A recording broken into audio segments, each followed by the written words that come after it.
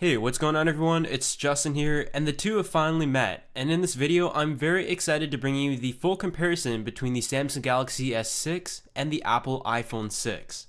So it is without a doubt that both companies have the best smartphone they have ever made on the table in front of me. And it is expected throughout the year of 2015 that both these devices will be head to head in terms of sales numbers, something that we didn't really see last year with the S5.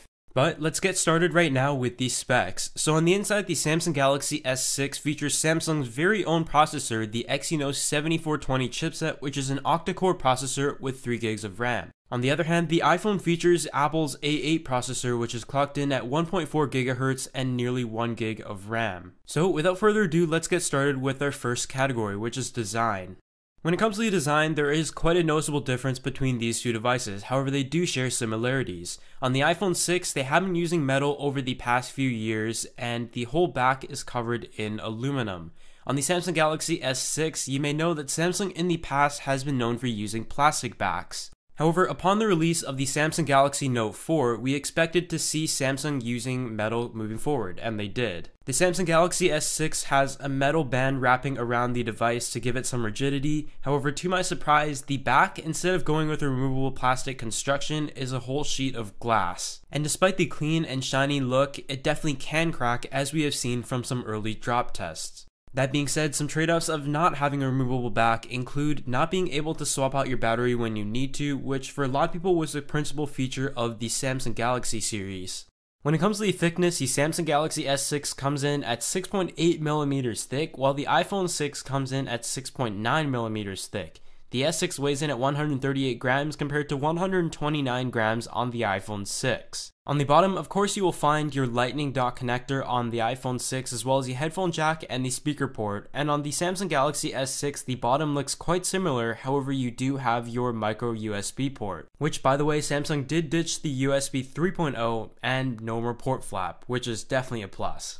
The Samsung Galaxy S6 is available in 32, 64, and 128GB variants, while the iPhone 6 comes in 16, 64, and 128. You also do not have the option to expand the storage via micro SD card slot on either of these devices, which is something new to the Samsung Galaxy line.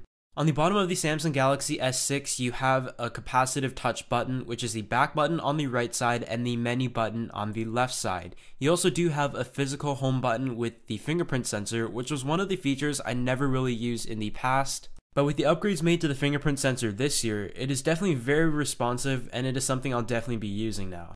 On the iPhone 6, you will only find a physical home button, which is something that we have been used to for many years. Since the introduction of the iPhone 5S, we do have the Touch ID fingerprint sensor, which is something that I use on a regular basis, but I have to say on pure speed, the Samsung fingerprint reader is slightly faster. Moving on to the display, the Samsung Galaxy S6 features a 5.1-inch 2560 by 1440 resolution display, which gives you a PPI of 576, which is absolutely unheard of. On the other hand, Apple didn't do anything crazy with this display except for make it a little bit larger this time. It features a 4.7-inch 1334 by 750 resolution display with a 326 PPI. Generally speaking, I will say that the Quad HD display is a great bonus to have. You've got to see it in person and everything just sort of jumps out to you and is extremely clear. But on the other hand, on the iPhone 6, you really don't have any complaints about the display. Text looks great, everything still looks sharp, and you don't really see anybody complaining about the fact that the iPhone 6 has a 326 PPI. However, it is a nice bonus to have a Quad HD display. The trade-offs that come with a Quad HD display though are definitely the battery life, and that is something that I have noticed slight issues, and I'm sure many others have in the Samsung Galaxy S6. However, updates should fix that. When you look at the images displayed on these screens, you'll see that the images that are produced by both of them are very clear and vibrant. In the past, Samsung has been known to have some nicely saturated screens where the colors absolutely pop out of the screen, while the iPhone 6 usually is known for a natural color, but I have to say from putting the same image on both of them, they look pretty similar. Moving on to the software, this is probably the biggest factor in deciding whether you would like a Samsung Galaxy S6 or an Apple iPhone 6. Of course, the Samsung Galaxy S6 runs Android 5.0 Lollipop with Samsung's TouchWiz skin, while the iPhone 6 runs, of course, Apple iOS 8. The update following the major iteration of iOS, which was iOS 7.